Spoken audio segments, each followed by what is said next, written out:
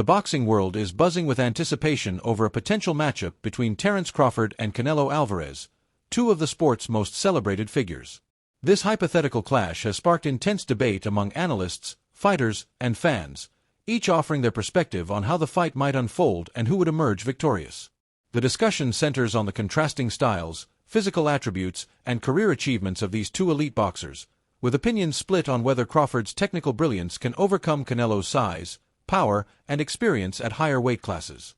At the heart of the conversation is the question of whether Crawford, a 4-division world champion and 2-division undisputed king, can handle the physicality of Canelo, a legendary fighter who has dominated multiple weight classes and faced a wide array of opponents.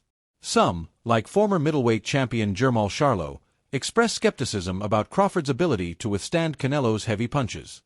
Charlo acknowledges Crawford's impressive resume but points out that moving up in weight to face Canelo presents a unique challenge. He suggests that the fight's outcome will hinge on how long Crawford can endure the barrage of powerful shots from Canelo, emphasizing that the Mexican star's strength and pressure could overwhelm Crawford over the course of the bout. Charlo's analysis highlights a critical factor: Canelo's ability to deliver punishing blows. He argues that Crawford's recent performance against Israil Madrimov, where he failed to inflict significant damage, indicates that he may struggle to hurt Canelo, who is accustomed to absorbing punches from larger opponents.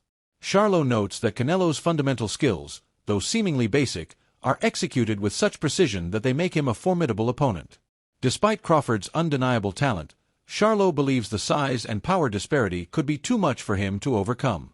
Similarly, former fighter Kell Brook echoes Charlo's sentiments, favoring Canelo due to the significant differences in their respective experiences.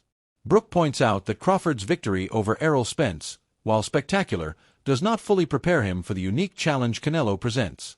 Canelo's strength, ring intelligence, and ability to control fights at higher weight classes set him apart from Spence and other opponents Crawford has faced. Brook emphasizes that Canelo's experience against elite fighters across various styles gives him an edge. He recalls his own experience fighting Gennady Golovkin, noting that facing a naturally bigger, more powerful opponent like Canelo or Golovkin is a different kettle of fish compared to competing against middleweight or welterweight contenders. Brook also questions whether Crawford, at this stage in his career, still possesses the physical attributes to outmaneuver Canelo. While Crawford is known for his exceptional ring IQ and movement, Brook wonders if his legs can sustain the constant motion required to evade Canelo's pressure over 12 rounds. He contrasts Crawford's style with that of Floyd Mayweather, who used slick movement to outclass Canelo in their 2013 bout.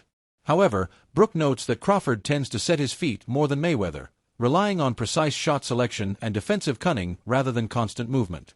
This difference in style could make it harder for Crawford to avoid Canelo's power shots, especially as the fight progresses. Analysts have further emphasized the size disparity as a critical factor.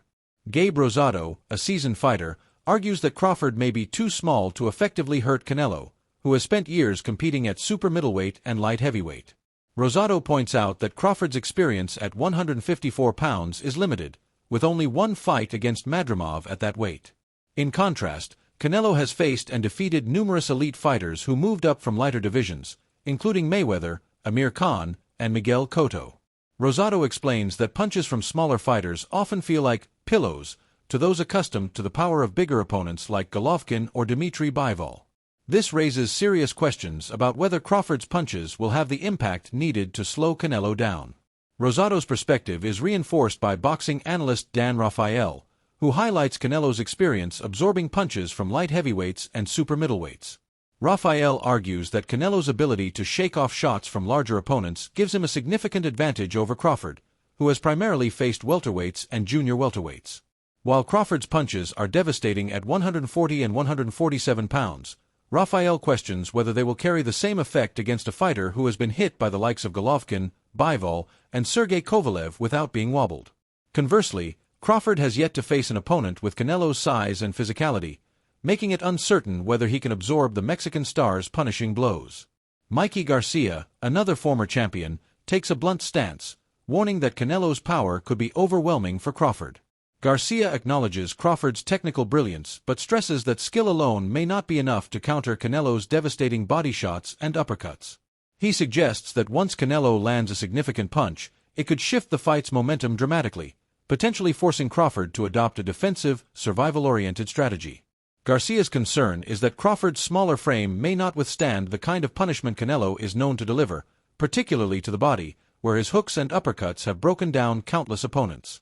Despite the skepticism from some corners, there are those who believe Crawford has a legitimate chance to pull off the upset. Antonio, a commentator, focuses on Crawford's mental preparation and adaptability as key factors. He describes Crawford as a deep thinker who meticulously visualizes his fights well in advance. Antonio believes Crawford has already mentally rehearsed his strategy against Canelo, analyzing the Mexican's tendencies and preparing counters for his aggressive style. He argues that Crawford's ability to adjust mid-fight and impose his rhythm could neutralize Canelo's physical advantages. In Antonio's view, the fight will not be decided by weight or size, but by who can execute their game plan more effectively. He suggests that Canelo will need to replicate the sharpness and activity he displayed against Caleb Plant to overcome Crawford's versatility. Former middleweight champion Kelly Pavlik offers a strategic blueprint for how Crawford could defeat Canelo. Pavlik advises Crawford to take control early by using his footwork, combinations, and ring intelligence to dictate the fight's tempo. By forcing Canelo to expend energy chasing him, Crawford could tire the Mexican champion out, particularly in the later rounds. Pavlik points to Canelo's fights against Golovkin and Bivol, where he showed signs of fading when pushed hard early. If Crawford can win the first few rounds and make Canelo play catch-up, Pavlik believes he could sap Canelo's energy reserves, setting the stage for a decision victory or even a late stoppage. Crawford's training partners add to the optimism, insisting that he is in peak form heading into this potential matchup. They claim that Crawford looks sharper, faster, and more focused than ever, even surpassing his performance against Errol Spence, which many consider one of the most dominant displays in recent boxing history. During that fight, Crawford showcased his full arsenal: speed, accuracy, timing, defense, and finishing ability, completely dismantling a pound-for-pound elite fighter. His team believes that, despite being older and moving up in weight, Crawford has refined his approach and is ready to face the toughest challenge of his career. The Spence fight remains a benchmark for Crawford's greatness. Commentators recall it as a jaw-dropping performance, with one analyst describing it as the greatest championship fight they had ever witnessed. Crawford's ability to annihilate a dangerous opponent like Spence, who was ranked among the top pound-for-pound fighters at the time, solidified his status as one of the sport's all-time greats. However, the same analysts caution that Canelo is a different beast altogether. Unlike Spence, Amir Khan, Sean Porter, or other fighters Crawford has defeated, Canelo brings a unique combination of power, experience, and durability that Crawford has yet to encounter. Canelo's resume is a testament to his versatility and resilience. He has faced the best fighters across multiple divisions, from Kovalev to Golovkin to Caleb Plant, adapting to different styles and overcoming challenges. His ability to control fights through deliberate pacing, precise timing, and devastating power makes him a nightmare for any opponent. Analysts note that Canelo's flat-footed style is often misunderstood. While he may appear slow or predictable, his approach is rooted in balance and efficiency, allowing him to generate maximum power with every punch. His head movement, body positioning, and ability to roll with punches further enhance his durability, making it difficult for opponents to land clean shots. The debate over whether Crawford can withstand Canelo's power is a recurring theme. Many experts agree that the fight's outcome may not depend on who lands more punches, but on whether Crawford's chin and body can hold up under Canelo's relentless pressure. Canelo's ability to target the body, arms, and head with heavy shots is designed to break opponents down over time. Even if Crawford's defensive skills allow him to avoid punches early, Canelo's patience and ability to find openings could prove decisive as the fight progresses. On the flip side, Crawford's supporters argue that his boxing IQ and adaptability give him a fighting chance. His ability to switch stances, vary his rhythm, and exploit opponents' weaknesses has been a hallmark of his career. If Crawford can use his speed and movement to frustrate Canelo, he may be able to outpoint him over 12 rounds. However, the consensus among skeptics is that Crawford's smaller frame and limited experience at higher weights could leave him vulnerable to Canelo's power, especially in the later rounds when fatigue sets in. The discussion also touches on the broader implications of the fight. If Crawford were to defeat Canelo, many believe it would cement his legacy as one of the top 3 greatest boxers of all time. Such a victory would be a monumental upset, given the size difference and Canelo's established dominance. However, even Crawford's most ardent supporters acknowledge the enormity of the challenge. Canelo's youth, activity, and experience against elite opponents make him a formidable obstacle, and the fight represents a high-risk, high-reward opportunity for Crawford. As the debate rages on, some express frustration with the focus on this matchup, pointing to other intriguing fights on the horizon, such as Brian Norman versus Devin Haney or Anthony Yarde versus Joshua Buatsi.